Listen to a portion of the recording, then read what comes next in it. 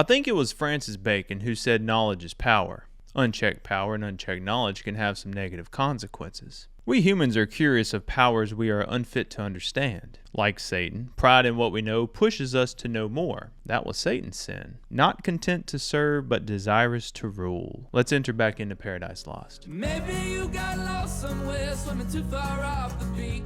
What's going on, everyone? Welcome to The Cause. My name is Rob, and today we are covering books 7 and 8 of Paradise Lost, which are in volumes 4 of the Harvard Classic series. I have covered books 1 through 6 in previous videos if you want to go and check those out first. We're going to be discussing the creation story and more in this video. So let's just dive on in. I'll go ahead and set the stage real quick, and then we will move into Paradise Lost. Book 7 overview. Satan's rebellion has been put down, and the demons have been cast into hell. Raphael is still down on earth telling Adam stories of the past. Adam inquires about how the world was created, and Raphael explains why God sent his son to create the earth and its inhabitants in 6 days. Let's begin. Milton starts book 7 off by calling on the Muse for the third time to help him. And honestly, I feel I must do the same. This book is a tough one to review because if you know the creation story, then you will realize that Milton just retells it in a more poetic way. There are some additions and differences as we will discuss, but in book 7, Raphael is still down on earth talking with Adam. Now, after hearing about the big battle in heaven, Adam turns his attention more to what kind of would concern him. How this world of heaven and earth conspicuous first began, when and whereof created, for what cause? Adam is thirsty for some more answers. He has tasted from the angel of knowledge, and he is desirous to know more. He thanks Raphael for the information, but then he asks, how first began this heaven which we behold? Distant so high, with moving fires adorned, innumerable.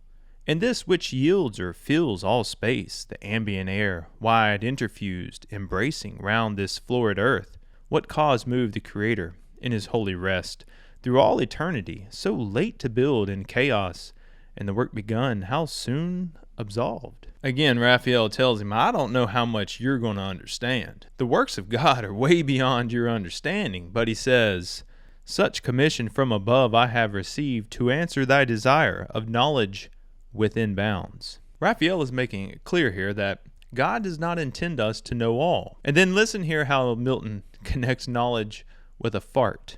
It's amazing. But knowledge is as food, and needs no less her temperance over appetite.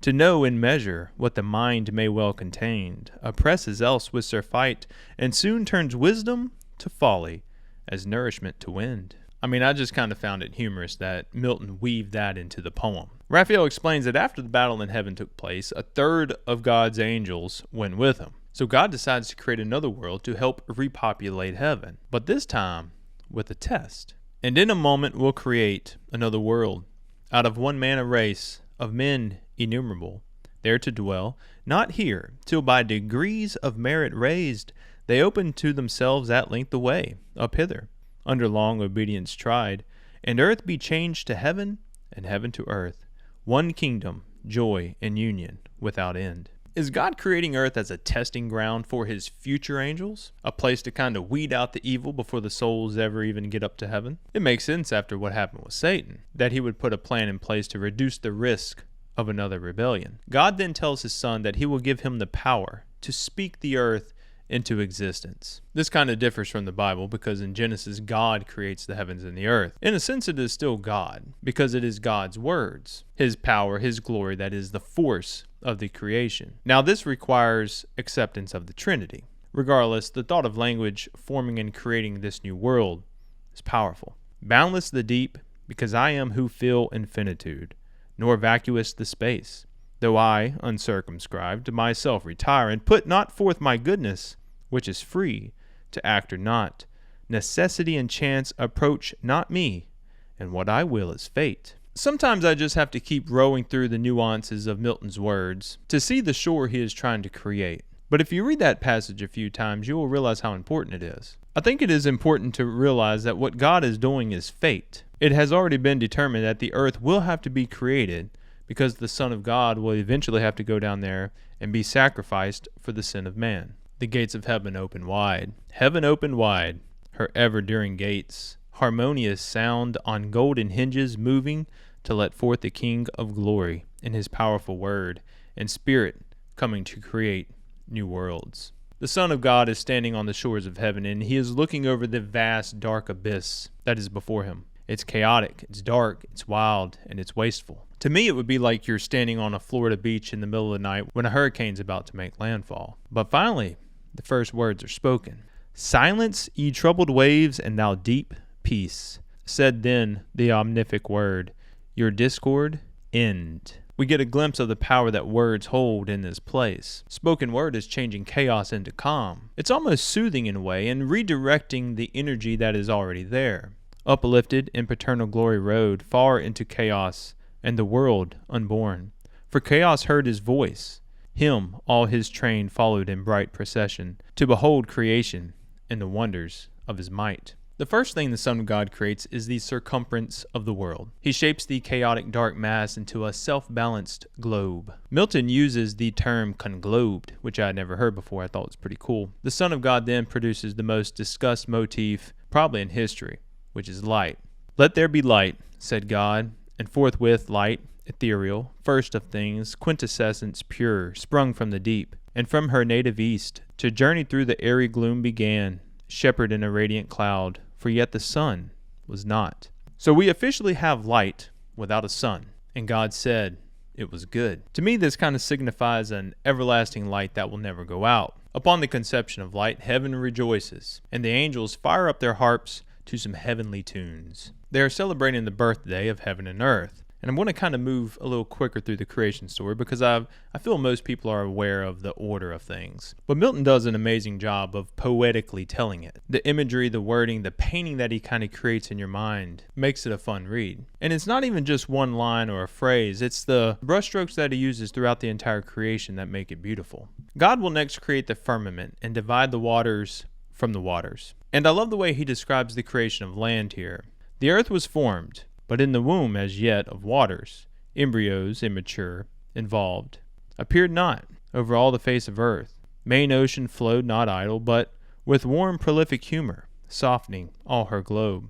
Fermented the great mother to conceive, satiate with genial moisture, when God said, "Be gathered now ye waters under heaven into one place, and let dry land appear." On the fourth day, God then creates the two main lights, the main one the sun, and the lesser the moon. By the fifth day, God is creating the birds, fish, and reptiles. And by day 6, he's creating all the animals on earth. He also creates man. And I really like the way Milton forms this part of the poem.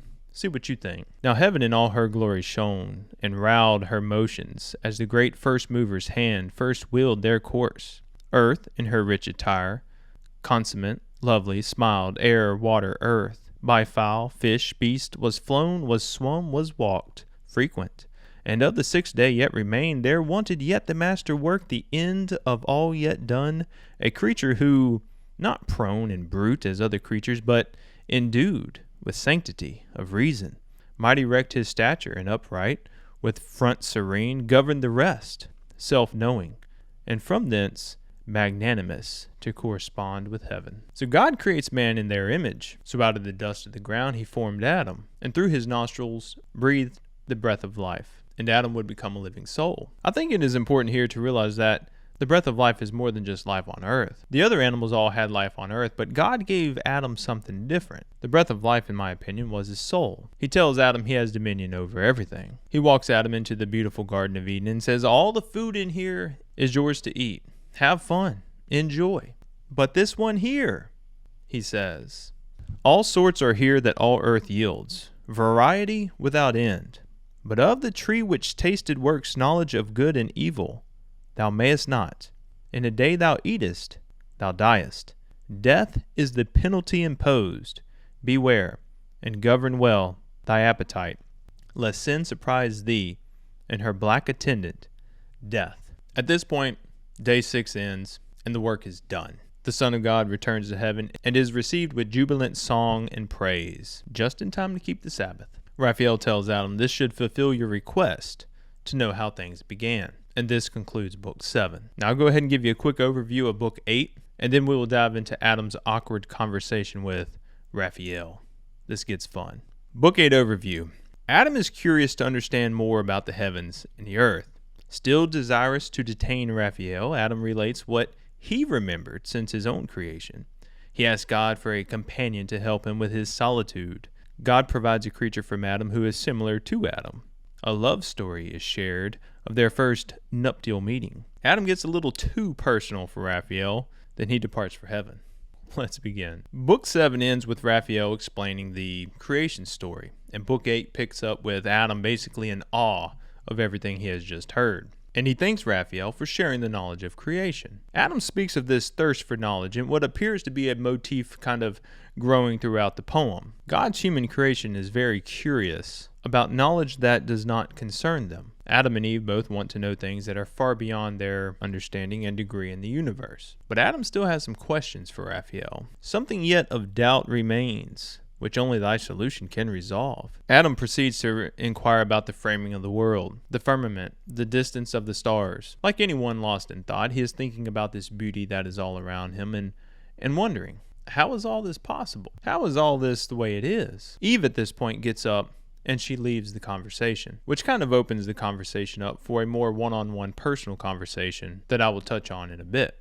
Now, Raphael seems to be listening to Adam's ramblings of heaven in an understanding way, and I like what Raphael says about Adam here. From man or angel, the great architect did wisely to conceal and not divulge his secrets, to be scanned by them who ought rather admire. Raphael tells Adam that not everything is for him to know. Some things you may wonder about, but leave it to God to understand. Just follow his commands and worry about what you have going on down here. You have a good thing, Adam. He says, be lowly wise.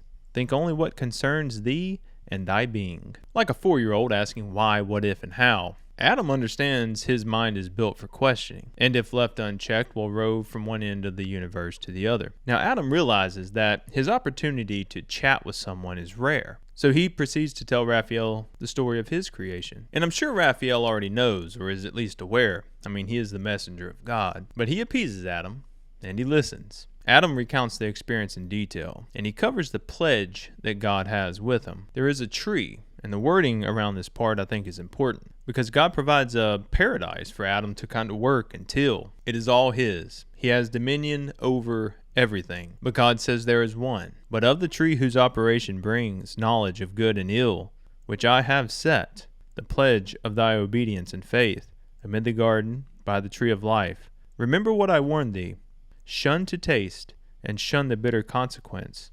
For know, the day you eatest thereof my sole command transgressed, inevitably thou shalt die.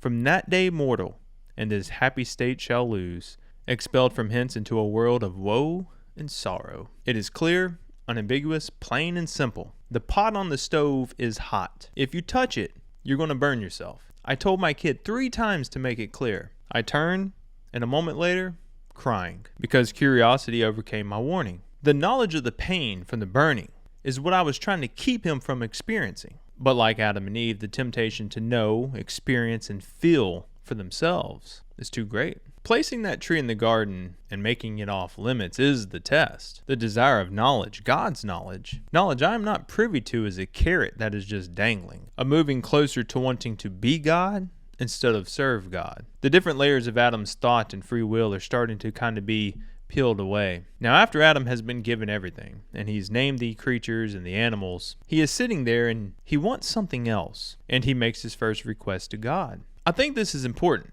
because God has provided Adam everything he would really need. But this human creation is asking for more. Adam would like a companion to share this world with. And he asks God in a humbly and polite and convincing way. God is not displeased by the request, and he says, hold tight. What next I bring shall please thee, be assured.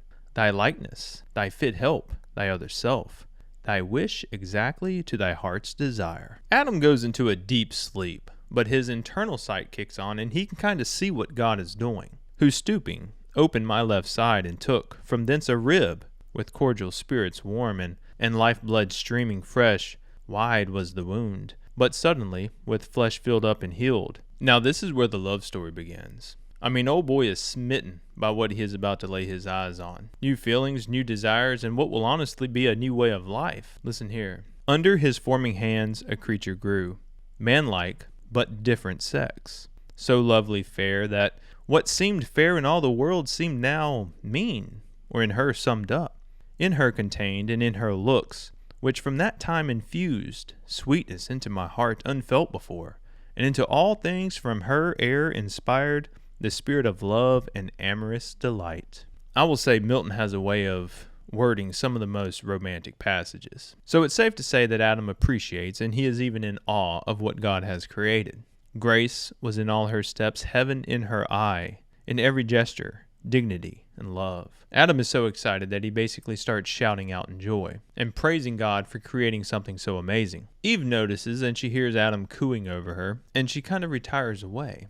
Now Adam pursues like a stag in rut, and listen to this steamy passage here. Tell the kids to cover their ears for this one. Nature herself, though pure of sinful thought, wrought in her so, that seeing me, she turned. I followed her. She what was honor knew, and with obsequious majesty approved my pleaded reason. To the nuptial bower I led her, blushing like the morn. All heaven and happy constellations on that hour shed their selectest influence. The earth gave signs of gratulation. An hour is quite a feat for a first-timer, so props to Adam. And now Adam is divulging a lot to Raphael. How do you think the messenger feels? I mean, he came down to warn Adam about Satan deceiving them. And Adam is in full-blown, let me tell you about my amazing love life mode, giving all the details, which only really occurs because Eve left earlier in the conversation. I doubt he would have said all this with her still sitting there. But now this to me is where things get a little interesting. Adam admits something here that gives us a glimpse of what is to come. He alludes to the failure of nature taking too much from him, because Eve's beauty is charming and powerful. It holds an influence over him that he feels he is unable to withstand. Is Adam showing a sign of weakness here, or possibly a reasonable excuse of the influence a woman can hold over a man and vice versa? Listen to what he says here, because I believe it will end up pollinating his excuse later in the poem. Her loveliness, so absolute she seems, and in herself complete, so well to know her own that what she wills to do or say seems wisest, virtuous, discreetest, best. All higher knowledge in her presence falls, disregarded. Wisdom in discourse with her loses, discountenanced, and like folly shows. From my experience, I think both sexes go through a period where they experience this at some point in life. You fall under the trance of someone and your reasoning is just off. It doesn't really excuse your behavior, but to be honest, it's a force to be reckoned with. Fortunately, age and experience have a way of harnessing some of these emotions and keeping them at bay. Now, Raphael was over here looking at Adam with an eyebrow raised, thinking, this dude here, are you really going to blame it on nature and by default God? He tells Adam, do not blame your issue on nature. Collect yourself and don't admire someone or something so much that you lose yourself. You can honor the love you have, but do not let it subjugate you. Raphael says, ofttimes nothing profits more than self-esteem grounded on just and right, well managed. Managing your emotions, your influences, and your desires is important. It really doesn't come natural either. It's something that takes a lot of work to get right.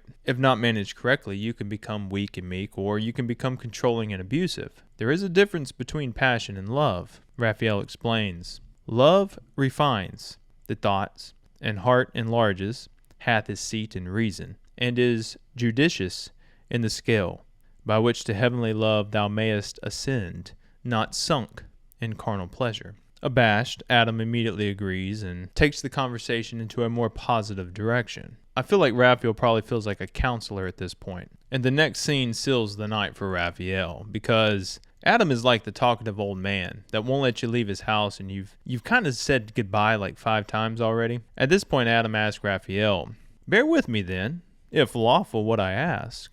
Love not the heavenly spirits, and how their love express they? By looks only, or do they mix irradiance, virtual, or immediate touch? Adam is straight up asking, okay, so in the bedroom when the lights are dimmed, what do you guys do up there? To whom the angel with a smile that glowed celestial rosy red, love's proper hue answered, none of your dang business, Adam. We love, and without love there is no happiness. Raphael is thinking, I came down here to warn this dude about the evils of Satan, and now he is asking me how we make love up in heaven. He looks at the setting sun and says, you know what? Looks like it's time to call it a day, Adam. But let me give you a few last words of wisdom before I part. Be strong, live happy, and love. But first of all, In whom to love is to obey, and keep his great command. Take heed lest passion sway thy judgment to do aught which else free will would not admit. Thine and of all thy sons the will of woe in thee is placed.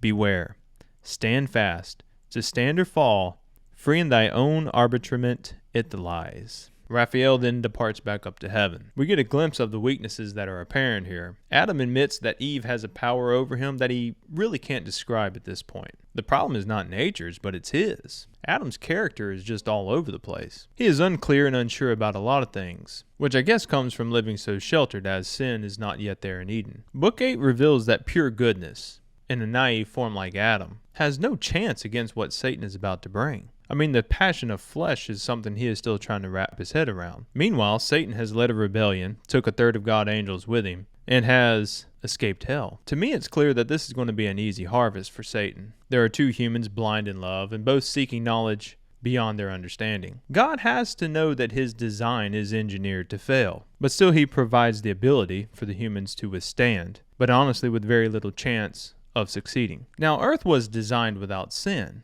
but God knew that Satan would be eventually entering into it. I mean, because of fate, he had to have known. Why would he not provide Adam with a better defense and understanding? So many questions, but fate is in motion, and this is where Book 8 ends. Thank you so much for watching, and I truly hope you enjoyed Books 7 and 8 of Paradise Lost. If you would like to read along, I will link the Penguin version below in the description. If you want to purchase my coffee, there will also be a link in the description. If you use the code THECAUSE, you can get 15% off your first order. I did want to mention I started a Substack, and I will basically be turning all these videos into written blog form type content on Substack. So people have access to the quotes and passages from basically Benjamin Franklin's autobiography all the way up to Paradise Lost. If interested, you can find me on Substack and follow along. It'll probably be a month or so before I can get everything caught up to where I'm currently at. So with that being said, drink some amazing coffee, read some amazing books, and I will see you very soon, as we will be covering books 9 and 10 of Paradise Lost. Thank you so much. Stay blessed. I was making lots of noise, busking on the city streets. I came back from Brooklyn, but you didn't come back for me.